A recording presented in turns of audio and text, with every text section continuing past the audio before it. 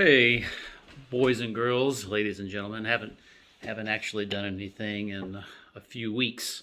I tend to kind of put stuff out there when I'm inspired, if you will. But unlike some people that I've seen over the years that seem extremely insightful and then they just disappear and you kind of wonder what the heck happened to them. So for the few people that might pay attention to any ramblings I kind of put out there, um, just thought I'd let you know that I'm still kind of around. But anyway, I was just listening to one of my favorite podcast guys, Scott McKay. Really like a lot of the things he says. He really kind of connects with me on a personal level. I tend to kind of think and operate kind of the same way he does, I believe. So it's definitely connects with myself.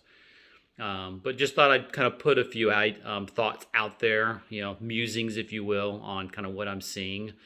I continue to be, I continue to be very interested in kind of watching how a lot of this is unfolding. As I've kind of said in the past, so this really shouldn't be news, is that, a lot of what's happening is purposefully being rolled out. So those people that are asleep, we can wake up as many people as possible. We want to alleviate, mitigate as much chaos and and disasters as possible so that we can kind of transition into the freer society that we want to go into, with Trump being kind of the leader of this movement.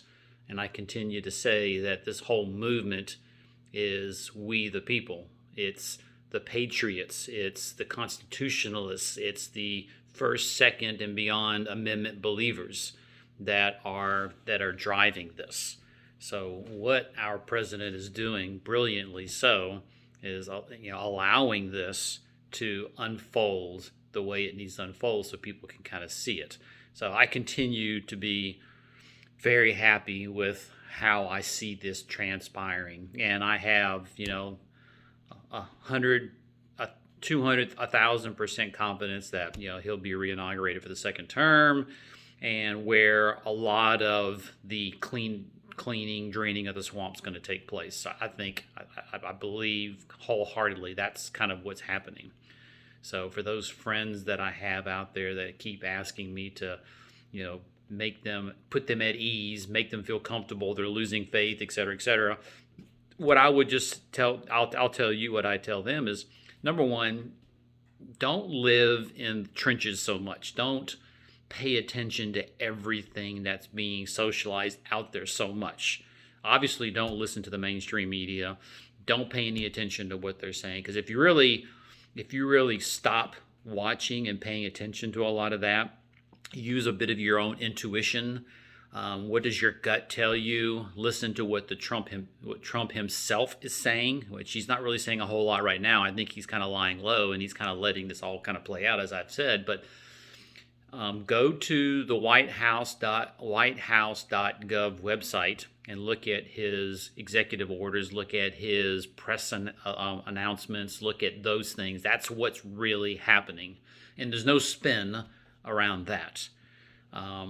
Just look at what's happening there.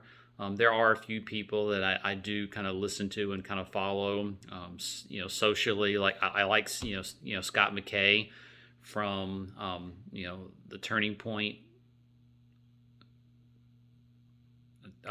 Just drawed about Tipping Point Radio. I like him. I do listen to Charlie Ward's podcast that he puts out there. But again, I'm kind of sparingly kind of pay attention to this stuff. I'm kind of letting it play out. But all this is really intended to expose, what's happening. So I think our election system has probably been defrauded for years, decades back. I think the elections have been kind of manipulated, and our votes, as much as I'd like to think our vote had some influence on what took place, I tend to believe now that it's probably been corrupted for a long time, and it's all been purposefully orchestrated, controlled opposition, if you will, for years, if not decades, going back.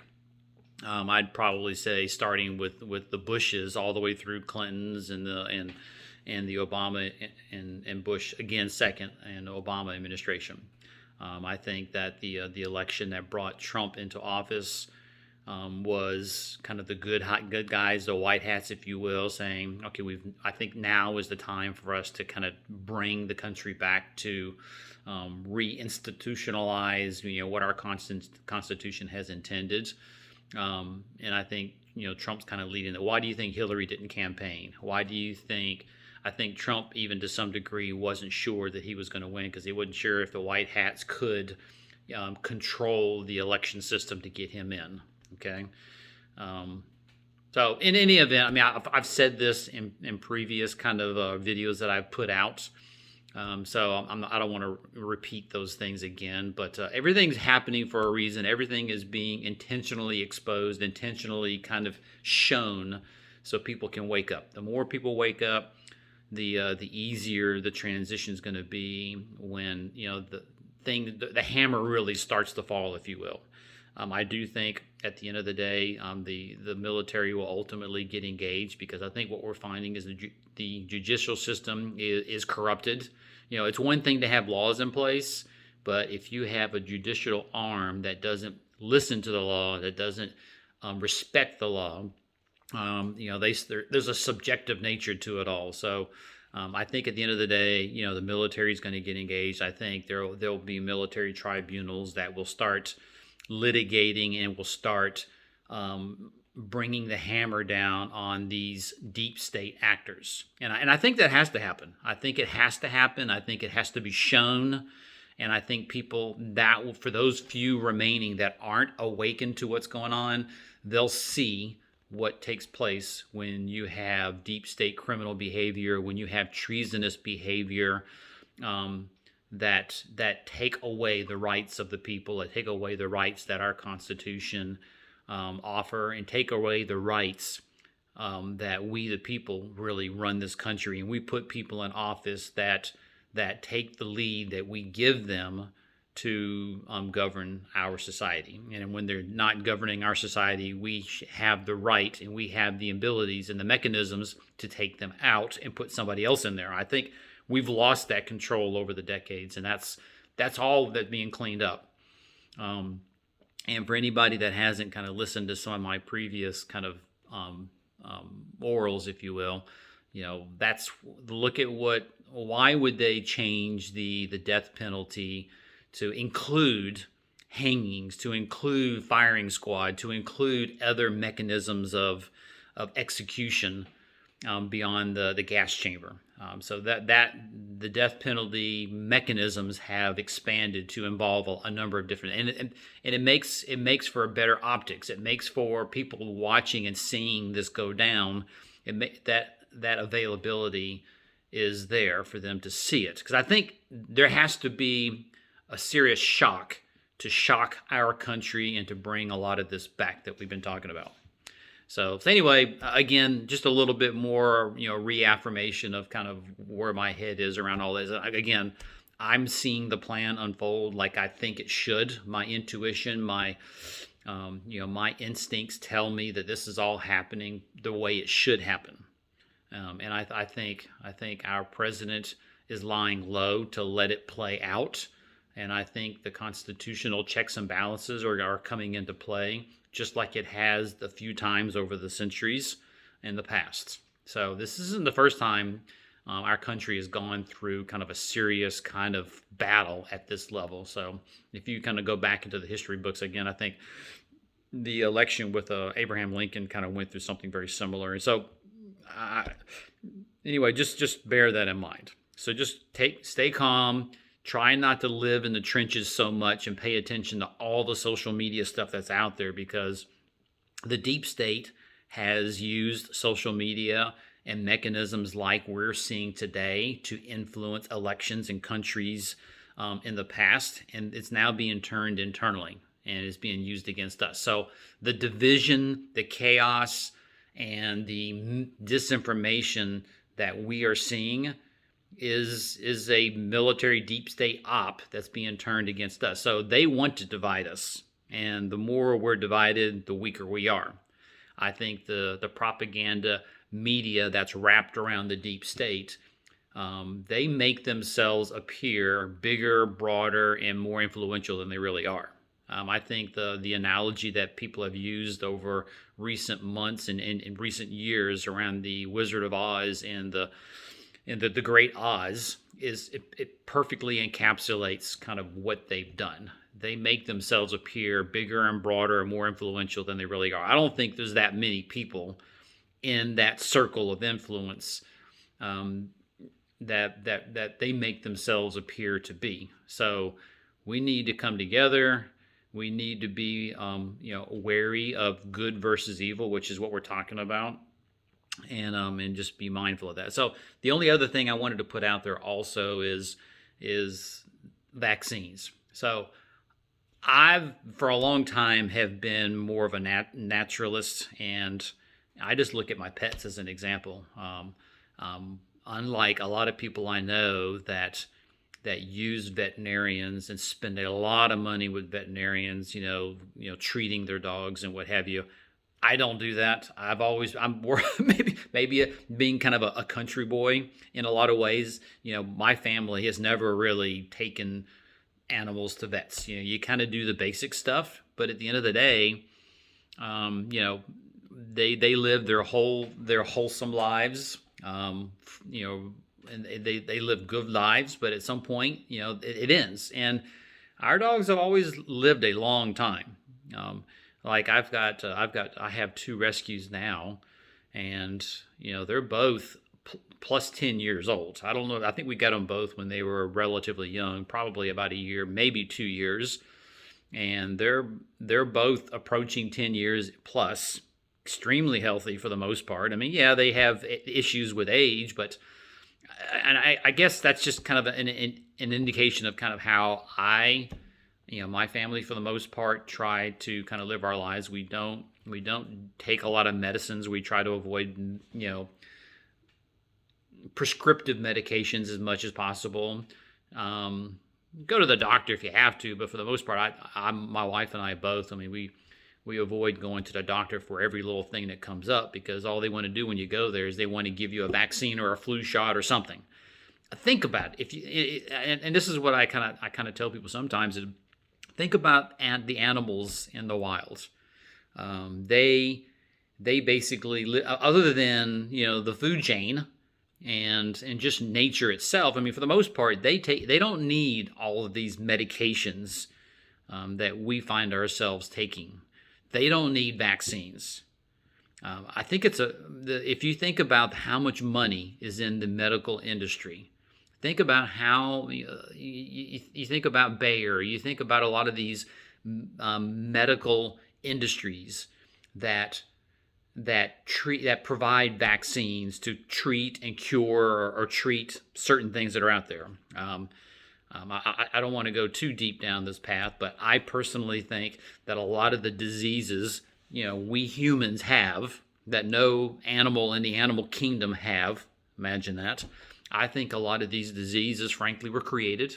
And I think that creation of diseases spins off a lot of high revenue income industries to treat those diseases. Cancer is just one of many.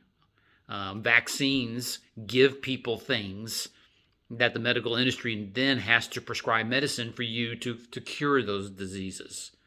So if you really think about it, step back. I think that's the value of being kind of a 60,000 foot thinker as opposed to a 100-foot thinker and get lost in the weeds. If you just step back and look at the big picture, it kind of makes sense. Now, in a lot of ways, we're kind of stuck in the system that we're in. I mean, even the foods we eat. I mean, for all we know, and it wouldn't surprise me one bit, that a lot of the foods we eat are probably laced with things that affect our health. Fast food is probably the easy target. I mean, the McDonald's and the Burger Kings and the Taco Bells and the Wendy's and et cetera, et cetera, et cetera. They all get food from certain mass-produced industries that then create the foods they deliver, and it's not good for you. So, my kids are older now. They still live at home, but they have their own jobs, and they go to and they get fast food, and I tell them to stay away from it, but it is what it is. I mean, that food, you know, it's tantalizing, right? It tantalizes the taste buds, and you want it. You're addicted to it, and I can appreciate that because I've got a sweet tooth, and sweets are my weakness. So I appreciate that, but. I guess the only reason why I'm talking about this is there's a lot of stuff out there now around the vaccines for the COVID, which I personally think it's bullshit, but that's just me. I think the whole COVID thing is a manufactured thing that then pushes us down the path of vaccines, and you're seeing things out there, people taking the vaccines and they're getting sick, or it's having a serious effect on them. So number one, in regards to COVID, for what it's worth, just look at the data. If you look at how many people have been sick or died from flu, pneumonia, the colds, this past year is near zero, and COVID. And so if you look at just these sicknesses / deaths over the past year trends compared to historical numbers, it's pretty average, if not a down year. So why did we shut down our states? Why did we shut down a lot of our industries because of COVID? I mean, to me, it's extremely nefarious. I look at that, and it's very nefarious. Now, the propaganda engine has done a fantastic job of making the masses believe and scared shitless of what they're seeing. I go around, and I'm a non-mask wearer. I probably shouldn't say that here, but I'm a non-mask wearer. I will not wear a mask unless I'm absolutely forced to do so. And in many cases, if I'm forced to do so, unless I really want whatever's in that store, I leave. My wife and I went to the mall before the Christmas holidays for getting gifts and stuff, and the mall, everybody in there. So sometimes I feel like I'm one in a million, but everybody in there had a mask on, but me. No one was really looking at me, but whatever. I went into this one store I did go into, and they were pretty cool. Eventually, they came and asked me if I had a mask, and I said no, and they said, well, you're going to have to step out, which I did happily, no problem.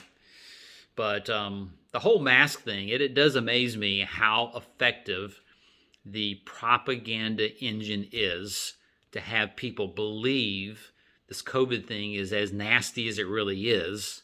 I see people all around me that are just completely sold on this idea.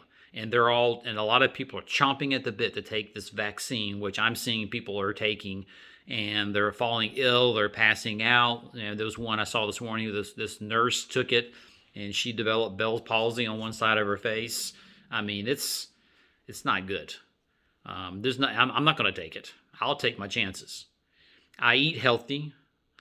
With the occasional kind of cheating. I mean, we all cheat. I cheat. I like my sweets. I try to stay away from it because it's not really healthy. I do like the occasional pizza, or the occasional burger. So I'm not perfect. So I'm not sitting here trying to pretend like I am, but I try my best to eat as natural as I can. If you wanted to be a purist, which many of us can't do that.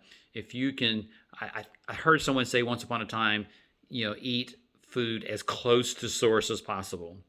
So if I can take vegetables from the produce section and try to eat it as raw and close to source as possible, oil and vinegar, get some chicken, which it's probably not perfect either, but I take chicken and I'll kind of grill it up and I'll slice it on my super salad that I make. I mean, that's kind of my normal go-to kind of meal. But in any event, vaccines, I think, are nefarious. Vaccines are given to us to cure something that they created in the beginning. I think the COVID thing tends to be blown way out of proportion. And I see a lot of people, the majority of people, believing it. I see a lot of people chomping at the bit to get a vaccine. So take it for what it's worth. I mean, to each his own. People can do what they want. I don't believe it. I'll take my chances. Very similar to, and again, a little bit of an offshoot of kind of, what I'm talking about here. But a good example is the medication for high cholesterol. So once upon a time, before I kind of completely woke up, if you will, my doctor and my blood test, I was coming back, have high cholesterol. And I was trying to eat better and proper and do things to lower my cholesterol, none of which really worked. Eventually, my doctor prescribed statins, which my wife, who's a pharmacist or was a pharmacist, she's since kind of gotten out of it because she kind of woke up to the pharmaceutical industry. So she's out of it. She's a deep researcher and she likes to dig and she gets into the details and she understands this stuff better than I do. But she always thought that statins were just BS. So anyway, I took statins for a short time. One of the side effects was, affected me. And I like to exercise. I like to kind of lift weights. I got to a point where shortly after taking the statins, my cholesterol did come down, but my arms, the muscles in my arms were seriously hurting, and I couldn't lift up any weights. So I quit taking it. And I told my doctor, I was like, if cholesterol is my end and I die, I'll die, but I'm not going to live the rest of my life where I can't exercise, so I'm not taking it. So he told me about a procedure that I could take. I don't know why this wasn't brought up earlier on, where you get tested and they do like an echocardiogram of your heart to see what the calcium level in your heart is. Based on that, from 0 to whatever, will determine whether you need to take statins. Maybe I'm just predisposed to high cholesterol, and which is what my wife had always said. That some people are just predisposed to it, but it's not a health issue. So anyway, I took this test, and if it's a 0, it means you have no calcium buildup in your heart, to 100 or whatever the other number is, to a lot of buildup of calcium in your heart will drive, whether cholesterol is an issue for you. I came back after that test of having a 0 buildup in my heart of calcium, despite my high cholesterol number. So my doctor then was comfortable with me not taking statins. I don't take any statins, and I just say, screw it. I don't worry about it.